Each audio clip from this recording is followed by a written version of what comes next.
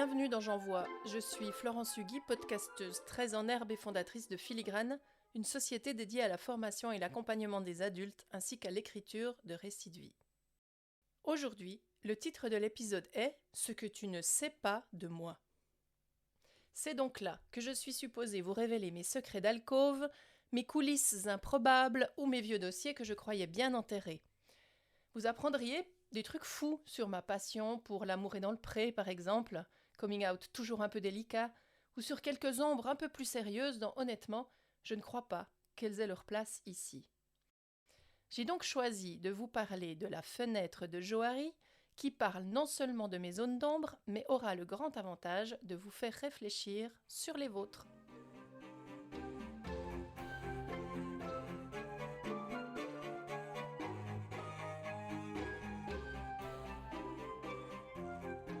La fenêtre de Johari s'appelle ainsi en hommage à ses deux créateurs, les psychologues Joseph Luft et Harrington Ingham, qui ont simplement choisi chacun un bout de leur prénom pour créer l'acronyme Johari.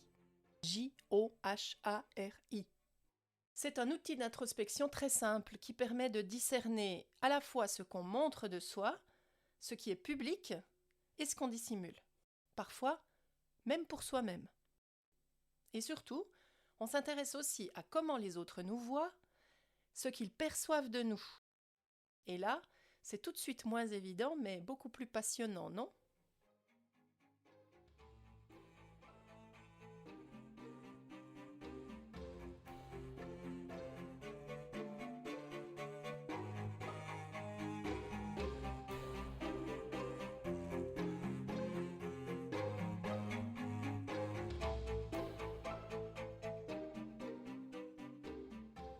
Alors, comment ça fonctionne ? C'est assez simple. Imaginez un carré divisé en 4 parties. La première de ces parties, c'est ce qu'on appelle notre zone publique. C'est en fait ce qu'on connaît de soi, ce que vous connaissez de vous et ce que les autres connaissent aussi. C'est ce qui est public, quoi. C'est ce que nous faisons dans la vie, nos études, notre lieu de vie, notre milieu social, plein de choses qu'on peut partager sans souci avec les autres, qui finalement restent un peu superficielles quand on a envie de rencontrer ou de connaître quelqu'un un peu plus en profondeur, mais qui n'est pas compliqué à partager. La seconde case, c'est celle qu'on appelle notre zone cachée. Alors là, c'est ce que vous connaissez de vous, mais que les autres ne savent pas. C'est un peu la façade, hein ? C'est un petit peu ce que nous ne pensons pas utile à partager avec les autres, ou alors qu'on n'a pas pensé à dire, ou que nous n'avons pas envie de dire. On n'avait peut-être pas pensé que ça pourrait intéresser quelqu'un. Ça peut arriver. C'est par exemple ne pas dire que faire un podcast sans invité pour ne parler que de moi est une immense sortie de ma zone de confort. Que, en fait, je ne fais jamais ça. Et que quand j'ai choisi de me lancer dans cet exercice, en fait, je n'ai pas envisagé une seule seconde que des gens, vous en l'occurrence, écouteraient ces élucubrations. On arrive déjà à la troisième case, qu'on appelle la zone aveugle. Là, on va mettre tout ce que vous ne connaissez pas de vous, mais que les autres connaissent. Les autres savent. C'est l'image que les autres ont de nous et que nous ne voyons pas ou que nous ne connaissons pas. Je ne sais pas quelle est l'image que je projette sur les autres. Parfois, je suis surprise des retours qui me sont faits parce que je n'imagine pas que les gens me perçoivent de telle ou de telle façon. C'est en fait tout le champ de notre inconscient. Tout ce que nous faisons sans même penser que ça se voit. Ça passe par nos tics de langage, par notre communication non verbale ou par nos lapsus. Mais ça passe aussi par toutes sortes d'activités, toutes sortes d'actions qu'on peut mener sans même se rendre compte que les autres perçoivent quelque chose de nous que nous ne connaissions pas du tout. Pour exemple, moi, il m'est arrivé d'avoir des sollicitations professionnelles pour des choses que je ne savais pas du tout que je savais faire. Mais les autres, des clients potentiels, avaient vu avant moi un truc qui m'avait totalement échappé et qui finalement était tout à fait dans les possibles, dans les capacités que je pouvais mettre à disposition des autres. Et vient alors la quatrième et la dernière case qui est peut-être la plus intéressante, qui s'appelle la zone inconnue. La zone inconnue, c'est tout ce qui est inconnu de soi, mais inconnu aussi des autres. c'est en fait notre potentiel, notre Graal, notre potentiel inexploité, nos talents, nos ressources pas encore exprimées, nos désirs et tous ces besoins qui sont très enfouis en nous et qui sont pourtant existants, mais dormants. C'est notre devenir, ce qu'on pourrait appeler notre vivier, notre champ de semis. J'aime bien l'idée d'avoir un champ de semis intérieur, pas vous ?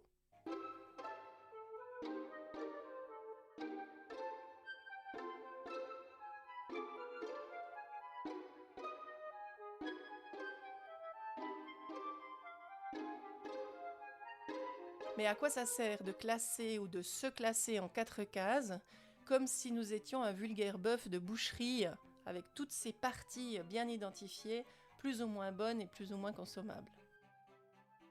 En fait, l'idée, c'est d'élargir notre zone publique en réduisant les 3 autres.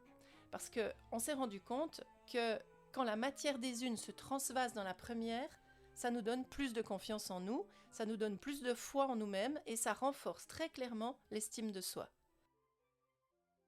Parce que tout ce qui est transvasé dans la zone publique, dans la zone qu'on peut partager avec les autres, va faire de nous des êtres plus solides ou plus alignés ou plus en phase finalement avec qui nous sommes et au fond plus complets.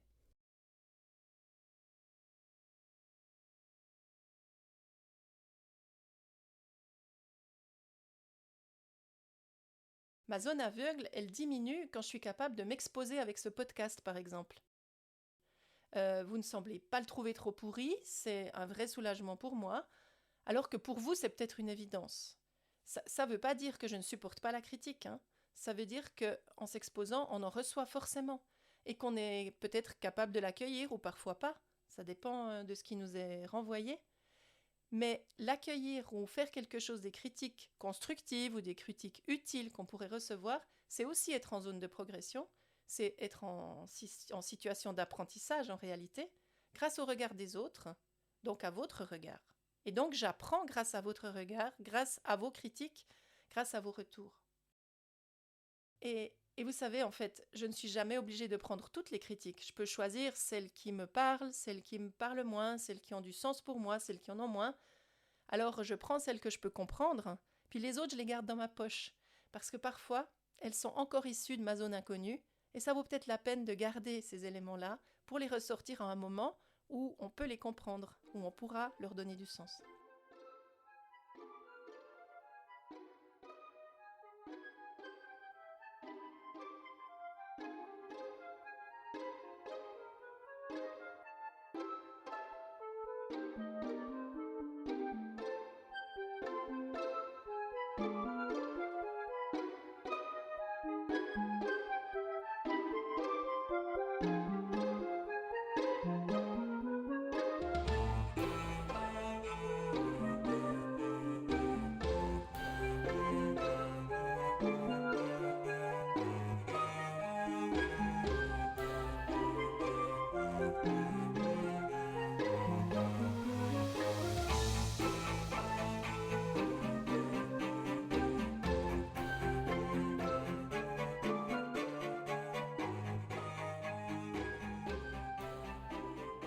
Augmenter sa zone publique, c'est sortir de sa zone cachée, c'est s'accorder en fait à être plus authentique. C'est par exemple ici raconter des échecs, partager des émotions, vous toucher en me montrant vulnérable.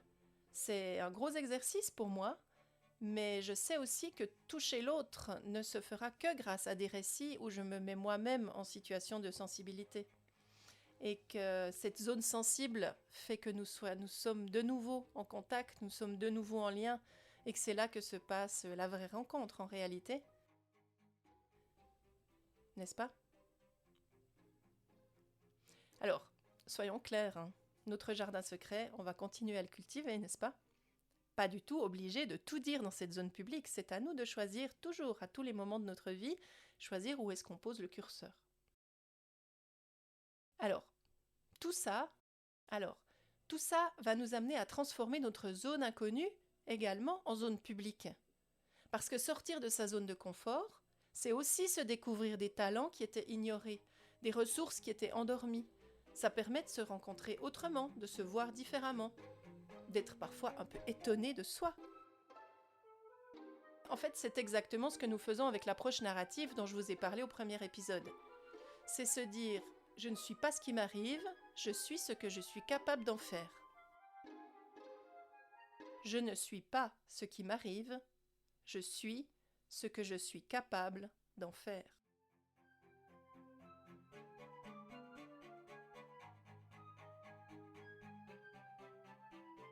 Donc sur un document que vous trouverez en lien dans les notes d'épisode, je vous ai préparé un de ces carrés en 4 zones.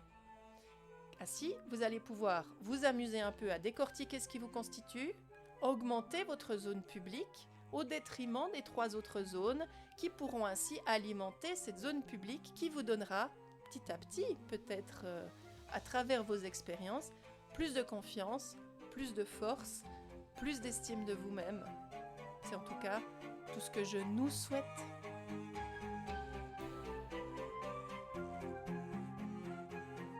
Merci de m'avoir écouté jusqu'au bout. Je vous donne rendez-vous demain pour une autre étape de J'envoie.